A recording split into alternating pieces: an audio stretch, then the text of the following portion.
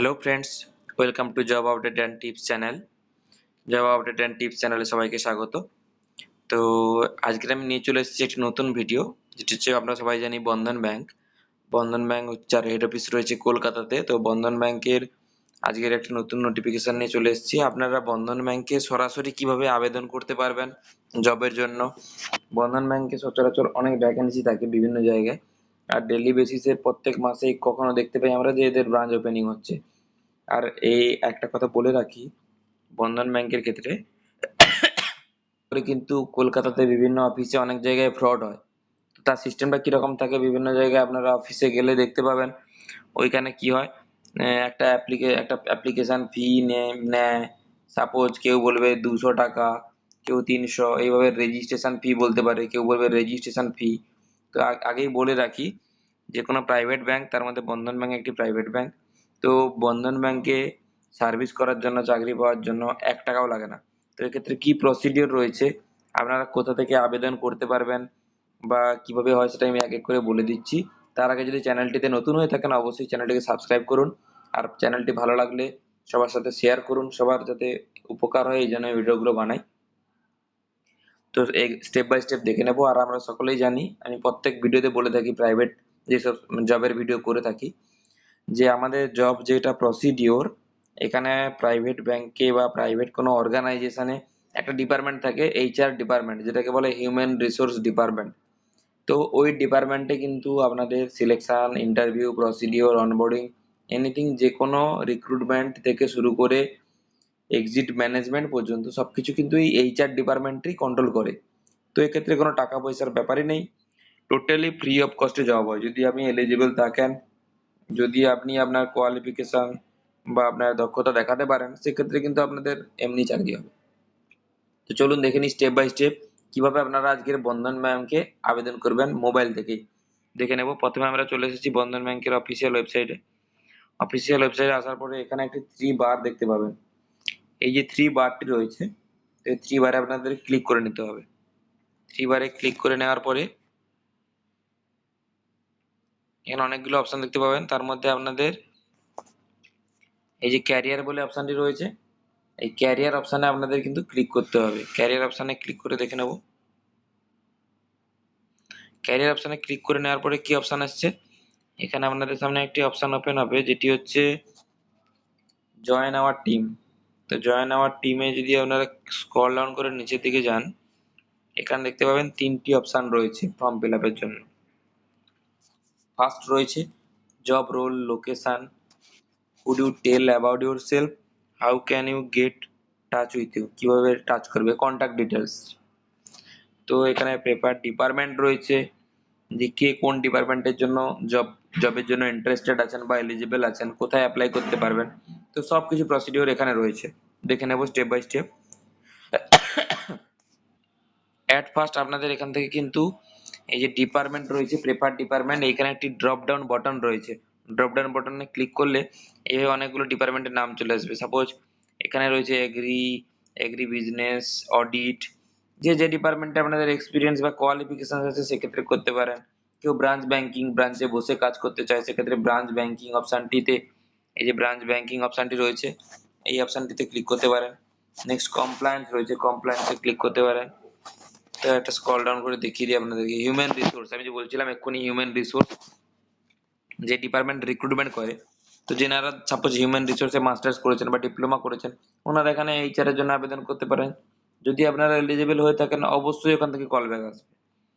Scroll down করে IT আছে, suppose এখানে মার্কেটিং এর ভ্যাকেন্সি সব থেকে বেশি থাকে, আমরা জানি সবাই। স্যালারিও ভালো থাকে, ইনসেনটিভস থাকে, অনেক কিছু থাকে।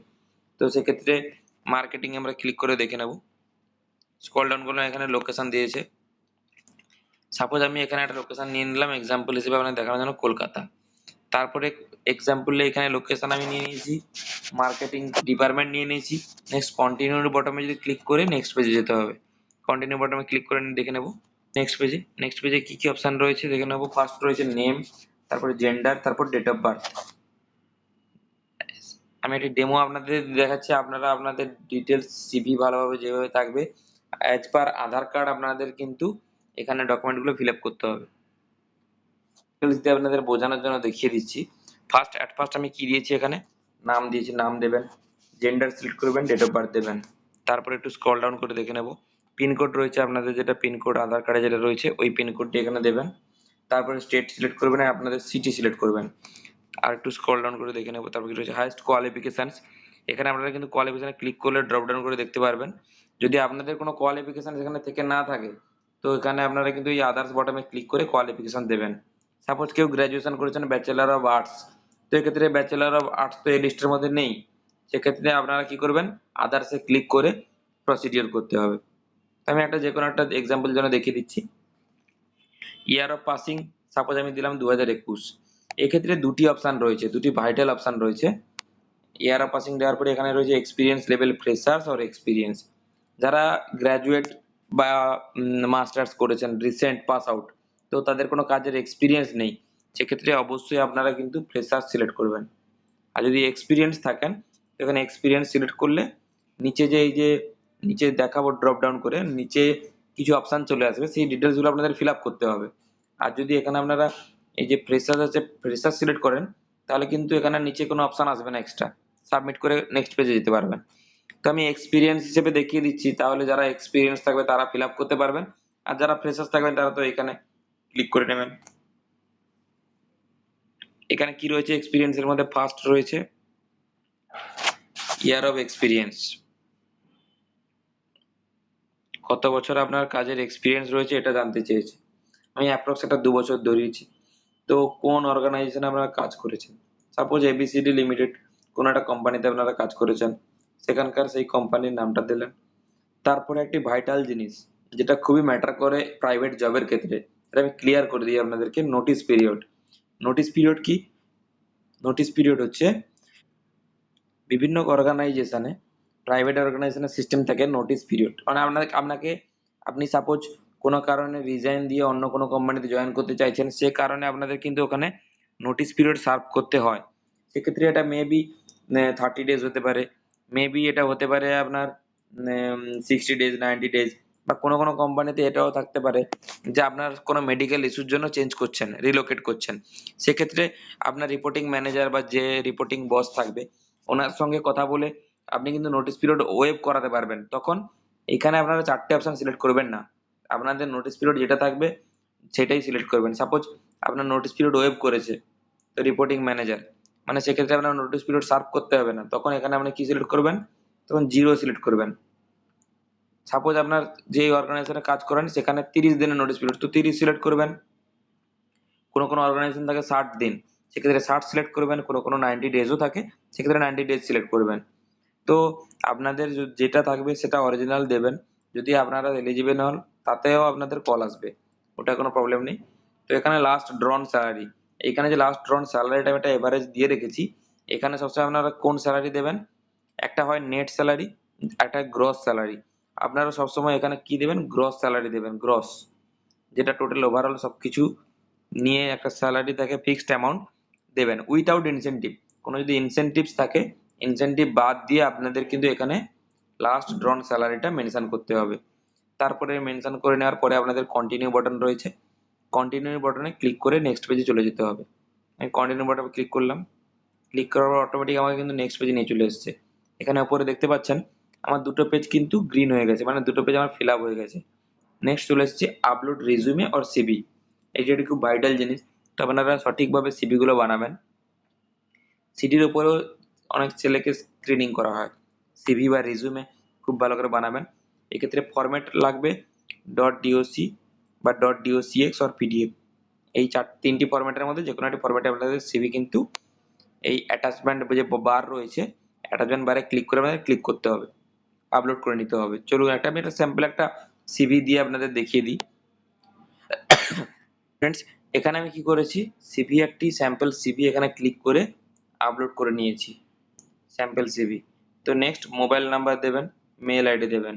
মেল আইডি দেওয়ার পরে কি করবেন, আর একটু স্ক্রল ডাউন করে আর নিচের দিকে আসলে এখানে আবার একটা কন্টিনিউ বাটন পাবেন। এখানে আমি স্ক্রল ডাউন করে নিয়েছি, সাবমিট বাটন রয়েছে। তো এই সাবমিট বাটনটি হচ্ছে ফাইনালাইজ বাটন, আমি সাবমিট বাটনে এবার ক্লিক করব। সাবমিট বাটন ক্লিক করার পরে কিছুক্ষণ এরকম প্রসেসিং দেখাবে, ঠিক আছে। কিছুক্ষণ প্রসেসিং দেখানোর পরে এখন কোনো কারণে টেকনিক্যাল এরর রয়েছে, সেই কারণে একটু সার্ভার স্লো রয়েছে। তো এক্ষেত্রে আমি